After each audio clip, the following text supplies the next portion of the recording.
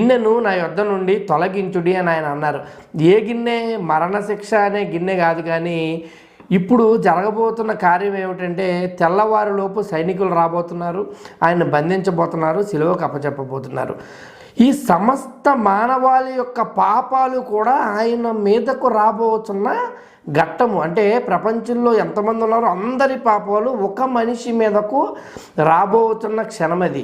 అయితే ఎప్పుడైతే ఆ పాపము యేసుప్రభు మీదకు వస్తుందో మొదటిగా జరిగే పని ఏంటంటే తండ్రి అయిన దేవుడు ఆయన చెయ్యి విడిచిపెట్టేస్తారు. యేసు ప్రభు ఆయన కుమారుడే అయినప్పటికీ పాపము ఆయన మీద ఉంటే ఖచ్చితంగా దేవుడు చెయ్యి విడిచిపెట్టేస్తారు. అయితే యేసు ప్రభు ఏ పాపము చేయలేదు, కానీ మన అందరి పాపాలు, సమస్త మానవాళి యొక్క పాపాలు ఆయన మీదకి రాబోతున్నాయి. తండ్రి చెయ్యి విడిచిపెట్టేస్తాడని ఆయనకు తెలుసు. ఆ బాధతో ఆయన సాధ్యమైతే ఈ గిన్నెను నా యొద్ద నుండి తొలగించమని చెప్తున్నారు. ఏ గిన్నెను?